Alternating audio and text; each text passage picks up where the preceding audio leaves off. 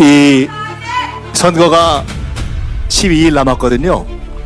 근데 이제 선거 여기 다들 많이 치러보셨지만은 후보로 선거를 치르거나 아니면은 하여간 운동을 하면서 선거를 치를 때 이게 뒤로 가면은 이제 선거 한참 되다 보면 이제 약간 맛이 가기 시작해요.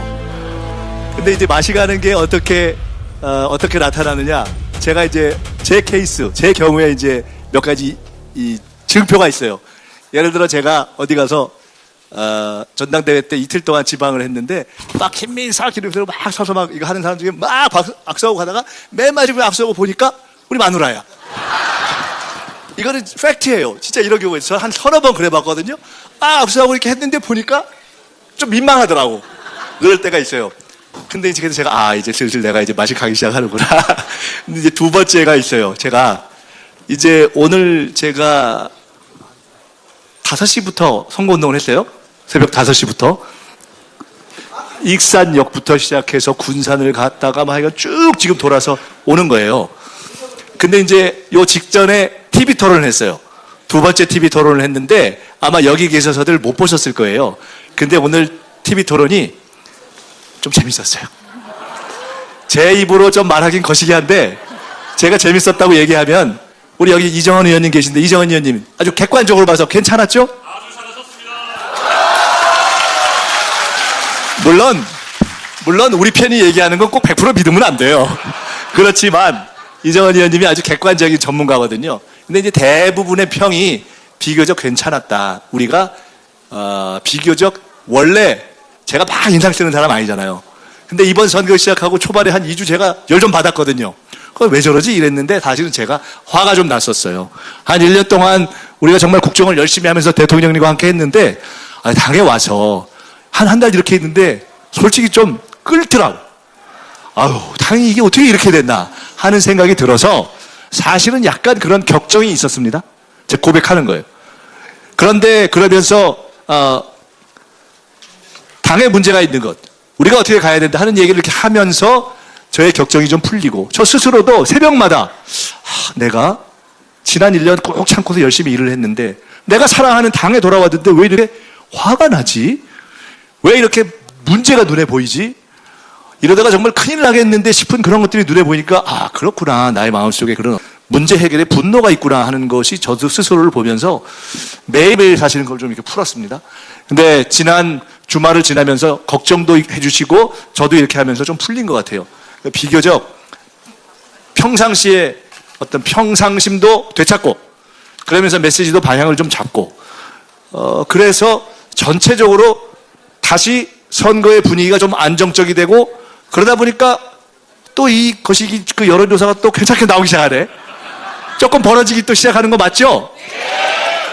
이제 그런 게 있었어요. 근데 이제 그럼에도 불구하고 선거를 열심히 하다 보면 아까 말씀드린 것처럼 첫째 맛이 가가지고 이렇게 집사람하고 악수하기도 하고 두 번째는 오늘 5시부터 하다 보니까 여기 사실 들어올 때 매 하다가 맨 마지막 직전 일정이 뭐였냐면 인터뷰였어요.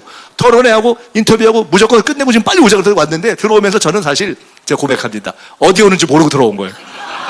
근데 들어왔는데 서미아 의원이 막 연설하고 있네. 그래서 내가 야 서미아 응원대회구나 이러고 들어온 거예요. 근데 와서 보니까 김민석이 응원한다네요. 이렇게 좋을 때가 있어요? 그런데 저는 사실은 다른 어떤 미사유구보다 제가 생각하는 거 제일 요새 고민하는 거 하나 말씀드릴게요. 잘하면 한 표 이상 이길 것 같아요. 그럴 가능성이 좀 있어요. 그렇잖아요? 정상적으로 보면 사실 이겨야 맞잖아요. 그동안 당이 잘한 게 아니잖아요. 우리 당은 잘해도 바꿉니다. 사실 계속 시킨 경우가 드뭅니다. 우리 당의 역사에서. 김대중 대통령 때는 대안이 없어서 그냥 계속했어요.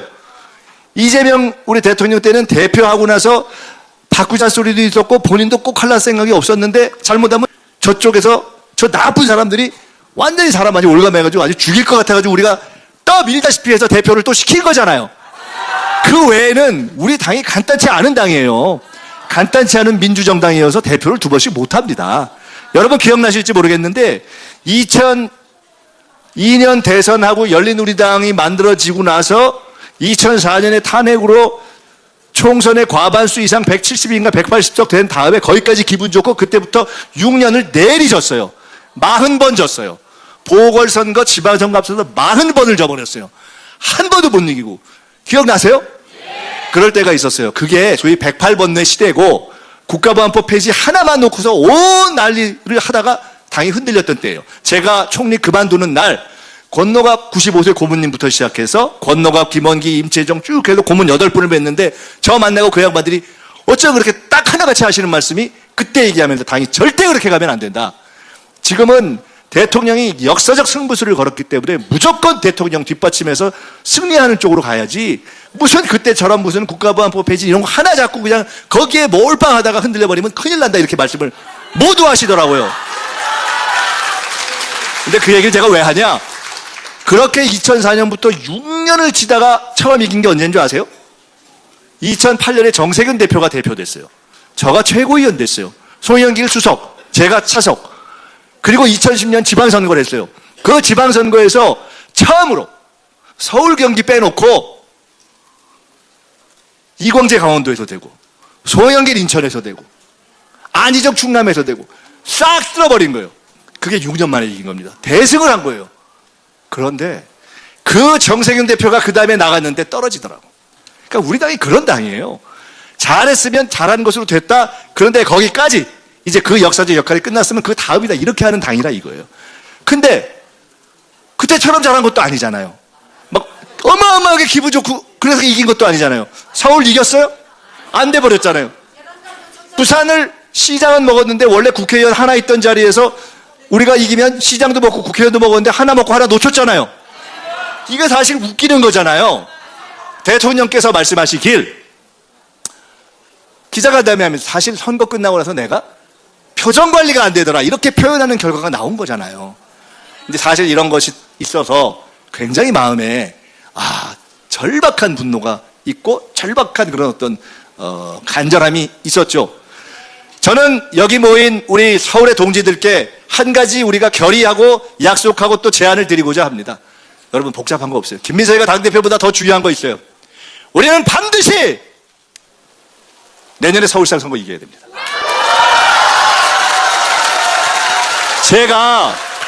제가 좀 맞추는 거 아시죠? 계엄한다고 맞춰버렸잖아요. 그 외에도 몇 개 맞추잖아요. 제가 우리 오세훈 재판 판결 나기 전날 서울시 의회 가가지고 서울시의원님들 모시고 인사할 때 제가 첫 마디가 아무래도 서울시장 선거 다시 할 것 같아요. 거기 오셨던 분들 기억나는 분 있으실 거예요. 그때 네 분 5대5로 보거나 아니면 더 낮게 봤을 때예요. 근데 저는 이제 운명적으로 지난번에는 이길 수 있는데 우리가 놓쳤지만 반드시 이겨야 되는 선거가 내년 4월에 우리 모두의 책임감으로 있는 겁니다. 다음 당대표 별거 없어요. 다음 당대표의 최대의 책무는 2년 후에 총선에서 이겨야 되는데 그 앞에 서울시장 선거 이겨내고 강릉의 국회의원 보궐선거 이겨내는 이 두 개를 반드시 이기는 것이 다음 당대표의 절대적인 역사적 책무입니다. 여러분, 근데 그렇다고 제가 후보 나갈 거 아니잖아요. 제가 지금 여러분 박수 치라고 한 게 아니라 이 말씀을 드리면서 사실은 엄청나게 마음이 무거운 거예요. 당대표 나올 결심하기 쉽지 않았습니다. 이게 뭐가 좋은 일이 있어야죠. 우리가 1년 동안 겁나게 잘 왔는데 선거 딱 끝내놓고 불과 1년 딱 지나자마자 분위기 어떻게 돼버렸어요. 당이 흔들리고 당정관계가 흔들리니까 선거가 흔들리고 선거가 흔들리니까 정치가 흔들리고 그렇게 전체적으로 흔들리니까 갑자기 대통령 지지도가 흔들리고 그게 흔들리니까 갑자기 말도 안 되는 내란 세력이 지지도가 올라가질 않나. 거기서 택도 안 되는 사람들이 저쪽은 오세훈이가 어떻고 한동훈이가 어떻고 무슨 대권 주자가 어떠냐. 말이 안 되는 일이 일어나잖아요. 이게 말이 돼요? 우리 모두가 책임이 있죠. 우리 서울 당원들이 책임감을 느껴야 됩니다. 그런데 저는 얼마나 부담 가겠어요. 사실 대표 시켜줄 것도 아닌데 혼자 부담 있으면 정신 나가겠다고 하겠지만 대표 될 가능성이 좀 있는데 엄청나게 부담 느끼는 거죠. 서울이 간단치 않잖아요. 서울 쉽지 않잖아요. 옛날에 서울 하면 야도라는 시절이 있었잖아요. 지금 그렇지 않잖아요. 근데 그게 꼭 나빠서 그런 건 아니죠. 왜? 서울이 옛날보다 먹고 살만 하니까. 집값도 올라갔으니까. 딴 동네보단 나으니까. 전국의 다른 지방보다는 아무리 어렵다고 해도 그래도 서울 사람 하면 좀 먹어주니까. 근데 그러다 보니까 눈도 높아지고 이게 어려워진 거잖아요. 그래서 전에보다 훨씬 선거 치르기가 어렵게 된 겁니다. 이것을 우리가 돌파해야 될 사명이 있습니다. 만에 하나 내년 4월 선거에서 우리가 또 진다. 그 다음 총선은 기약하기 어렵습니다. 뭐 복잡하게 전국 총선 떠나서 서울 총선 기약하기 어렵습니다. 저는 그것이 냉정한 불편한 진실이라고 생각해요. 그래서 제가 고민합니다. 제가 그래도 선거 전략도 많이 짜보고 선거 총괄도 많이 해보고 우리 당에서 이해찬 전 총리가 돌아가신 다음에 우리 당에서 지방선거, 대선, 총선, 총괄 제일 많이 해본 거 아시죠? 지난 총선 때 제가 대통령님께 상황시장을 맡으면서 처음에 말씀드렸어요. 대통령님. 그땐 대표님이었어요. 여론조사를 하다 보면 우리가 꽤 많이 나올 겁니다.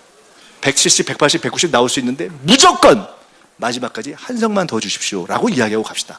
저도 그렇게 했고 우리 이재명 대표님도 그렇게 하셨습니다. 근데 딱 몇 사람이 초쳤어요. 그때 200석을 한 해 뭐 어쩌고 괜히 잘난 척 해가지고 그게 초치는 거예요. 선거는 절대 그렇게 하면 안 돼요. 지난 대선 때 기억나세요? 제가 이준석 의원, 이준석 후보 단일화 할 거지? 아닌데. 할 거잖아. 아닌데. 오늘 밤까지 할 거지? 내일 아침 마감이 내일 아침 4시 59분까지 할 거지? 계속 해가지고 결국은 안 했잖아요. 그게 그거 저도 나중에 애쓴 거예요. 여러분, 선거라는 건 그런 겁니다. 제가요, 당대표가 되면 우리가 모든 것을 걸고 이겨야 할 것이 서울시장 선거라는 것, 강릉 선거라는 것, 그 두 개의 선거를 전국이 보고 있다는 것, 서울시장 선거에서 이겨야 서울 국회의원들이 산다는 것, 서울에서 이겨야 전국이 산다는 것, 강릉에서 이겨야 강릉이 가장 우리에게 어려웠던 지역인데 대구도, 경북도, 경남도 다 해볼 만한 할 수 있겠네? 어떻게 만들어야지? 하는 생각을 할 수 있다는 것을 압니다. 그래서 저는 고민을 시작했어요. 그리고 반드시 이겨야 될 겁니다. 저는 한 가지 말씀드릴게요. 제가 여러 가지 생각하면서 이제 우리 시당 위원장님도 정해질 것이고 제가 대표가 되면 최고위원들도 정해질 것이고 그중에 서울 출신이 있는지 모르겠는데 지금 가만히 보니까 여기 우리 김영호 의원님 한 분만 서울 출신이시고 박수 이때 쳐야죠. 김영호 의원님 오늘 저한테 저녁 사셔야 돼요. 그런데 이렇게 우리 지도부 중에 이제 서울에 있는 분들하고 고민할 거 아니겠어요? 고민해야 돼요. 우리 의원님들하고도 하고 또 우리 구청장님들하고도 하고 여러분 해보지만요. 시장이 우리 편 아니면 피곤해요. 구청장 우리 편 아니어도 피곤해요. 꼭 뭐 우리 당이 좋다 이게 아니라 좋은 일을 할 수가 없어요. 서울에 지금 부동산 문제 있잖아요. 가령 공급을 해야 되는데 용산에 공급을 해야 되는데 오세훈 시장이 자꾸 오피스만 짓자 그러는데 제가 전문가들한테 물어보니까 용산 저기에 요새 오피스가 서울 전체로 해도 공실이 너무 많아서 그걸 줄이고 집을 더 지어야 된다는 거예요. 근데 말을 안 들어요. 죽겠어요. 이 문제를 해결을 해야 우리 정부가 남은 4년 동안 편하게 갈 수가 있습니다. 그래서 제가 몇 가지 이제 앞으로 함께 우리가 전략을 짤 텐데 우선 한 가지 생각했어요. 궁금하시죠? 제가 혹시 이거 얘기했다가 별로 감흥이 없으시면은 이거 좀 저도 좀 걱정이 되는데 자, 이거 한번 해봅시다. 청년들이 우리와 함께 해야 됩니다. 그리고 서울 시민들이 우리와 함께 해야 합니다. 그리고 우리가 서울 시민의 바닷속으로 더 과감하게 들어가야 됩니다. 그리고 우리가 빛의 혁명 때 함께 했던 모든 사람들을 다 함께 하나로 만들어야 됩니다. 당이 다르더라도 세력이 다르고 노선이 다르더라도 그때처럼 다시 한번 함께 확 한번 용광로를 만들어야 됩니다. 그 용광로를 만드는 작업을 다시 하겠습니다. 그리고 후보들을 지금 뛰었던 후보들 몽땅 혹시 플러스 지금 누가 또 관심 있는 분들이 혹시 있다면 다 문 열고 한번 제대로 뛰어볼 수 있는 그런 그림을 만들어내는 것도 나쁘지 않겠죠? 그리고 기왕이면 그 모든 후보를 만들어내는 과정을 아주 재밌게 모두의 축제로 만들어보는 거 괜찮겠죠? 이번에는 관심이 좀 있을 거기 때문에 흥행을 끝내주게 해야 돼요. 제가 그 흥행법을 찾겠습니다. 그리고 한 가지 더 제안합니다.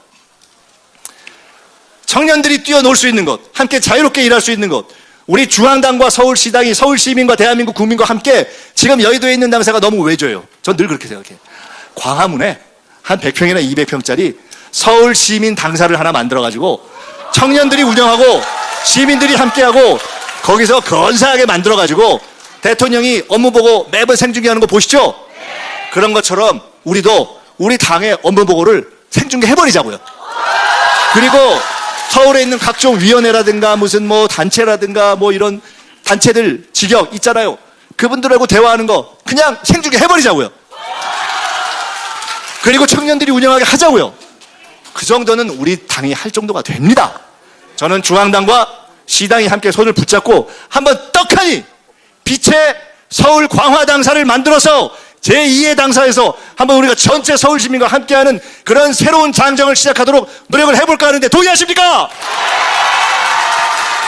오늘은 이거 한 가지만, 이것부터 시작해서 사실상 우리 당의 대혁신이 이 대한민국의 중심인 서울을 중심으로 내년 서울시장 선거를 명확하게 겨냥하면서 달려나갈 수 있게 합시다. 그래서 서울의 의원들이 모두 뛰고 당원들이 모두 뛰는 그런 서울 선거 승리를 이번 8월 18일부터 시작합시다.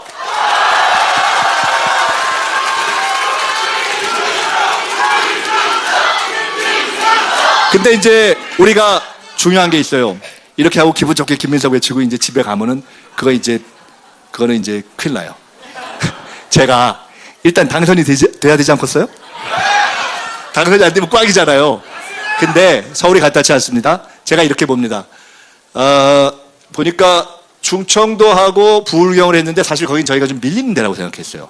한 7, 8%까지도 밀릴 수 있다. 근데 밀려도 전체적으로 현재까지는 호남이 괜찮다는 거예요. 대부분 그렇게 봐요. 그래서 특별한 변수가 없으면 꽤 이길 것 같아요. 거기서는. 그러면 선호투표 이런 거 생각하지 안 하고 이길 수 있다라고 생각을 했어요. 그래서 2차전이 남아있어요. 그게 이제 이번 주말에 하는 대구, 경북, 인천, 제주, 강원이에요. 표가 많지는 않아요. 근데 거기 열심히 할 거예요. 근데 비등비등할 수도 있다고 저는 봐요. 왜냐하면 좁고 사실 상대는 조직을 열심히 했잖아요. 저는 무슨 미리 준비한 게 아니잖아요. 국정만 했지. 그러니까 조직이 있는 건 아니잖아요. 있는 건 여기 계신 분들밖에 없잖아요. 근데 거기서 비등비등 해가지고 온다 하면 그냥 비등비등해서 가는 거예요. 그런데 호남을 해도 사실 서울 경기가 좀 미지수예요. 이게 알 수가 없어요. 그때그때 분위기에 흔들릴 수도 있고 뭐 부동산이 안 좋다 하면 또 그거에 흔들릴 수도 있고 해서 제가 드리는 말씀은 저희는 지금 매우 절박한 상황입니다. 여러분, 대통령이 7박 11일 열 하루를 외국 갔다 오셨어요? 갔다 오셨는데 그 다음날 어떻게 했는지 아세요? 하루 종일 회의했어요. 어제 박찬대 시장이 상이 났었어요. 모친상. 선거 중에 모친이 아프셨어요. 상이 났는데 대통령과 박찬대 시장 사이가 상가에 안 갈 정도 사이가 아니에요. 사실 국정을 하다가도 가실 만한 사이예요. 근데 못 가셨어요. 하루 종일 회의했다는 거예요. 제가 그걸 보면서 굉장히 긴장하고 마음이 아팠습니다. 대통령이 지금 절박하신 거예요. 상황이 간단치 않다고 생각하는 겁니다. 나갔다가 들어왔는데 열심히 달리던 국정이 흔들리기 시작하고 지지율은 빠지고 당은 지금 과연 앞으로 올바른 방향으로 갈 수 있느냐 없느냐의 분기점에 있고 그리고 대통령은 한마디도 할 수가 없고 그런데 당은 바른 방향으로 가야 되고 국정은 틀어줘야 되고 근데 당은 아직은 뒷받침을 못하고 그러니까 혼신의 힘을 당해서 외국에 열하루 갔다 왔는데 하루 종일 회의하는 겁니다. 저는 그 절박함이 느껴집니다. 지난 몇 년간 함께 일했기 때문에 정부에서 일해봤기 때문에 척하면 오는 게 있어요. 대통령은 절박합니다. 국정이 성공해야 된다는 것 절박합니다. 당이 뒷받침해줘야 된다는 것 절박합니다. 누가 그 절박함을 채워줄 수 있겠습니까? 우리밖에 없습니다. 여러분, 남 생각하지 마세요. 우리만 생각합시다. 여기 계신 분들이, 동지들이 진심으로 남아있는 기간 동안 서울에 있는 동지들을 정말 열심히 그렇게 운동해 주시기 부탁드립니다. 제가 국회의원 처음 나와서부터 지금까지 벌써 30년이 넘었어요. 저는 제일 싫어하는 선거운동이 24시간 선거운동 이런 거 있잖아요. 너무 힘들어 싫어요. 제가 평생 처음으로 20시간 선거운동을 하고 있습니다. 평생 처음으로. 너무 절박한 거예요. 제 개인의 승부를 떠나서 온몸으로 당이 바로 가고 정부가 바로 가고 나라가 바로 가고 그래서 젠슨 황이라는 세계적인 기업가가 얘기했잖아요. 대한민국이 이재명 대통령의 리더십하에 황금시대로 들어가고 있다. 남도 그렇게 보고 있는데 제가 총리로서 마지막 주례보고 때 선거 사흘 앞두고 대통령님과 둘이 있을 때 한 얘기가 뭔지 아십니까? 대통령님, 저는 우리나라가 황금시대로 갈 것 같아요. 이번 선거만 잘 끝나면 이재명이 여는 새로운 황금시대가 몇십 년 열릴 것 같아요. 전 정말 그것을 열고 싶어요. 그렇게 하시는 거 우리가 성공하게 만들어드리고 싶어요 라고 이야기하니까 대통령님께서 정말 공감한다. 그런 얘기가 이번 전당대회에서 울려 퍼지면 너무 좋을 것 같다고 말씀하셨는데 그런데 그 사흘 앞에 걱정하던 선거가 우리가 걱정하고 표정 관리가 안 되는 결과가 나온 거예요. 여러분, 황금시대가 바로 문 앞에 있습니다. 민주의 황금시대, 대한민국의 황금시대가 눈앞에 있어요. 근데 우리가 잘못하면 꽝 되는 거예요. 누구의 책임입니까? 당원 주권? 결론은 간단합니다. 당원의 책임이라는 겁니다. 서울 당원들이 마지막 끝을 내줘야 돼요. 광주, 전남, 전북에서 어떻게 하고 올지 신경 쓰지 마세요. 마지막에 서울에서 완승을 만들어 주시기를 부탁드립니다.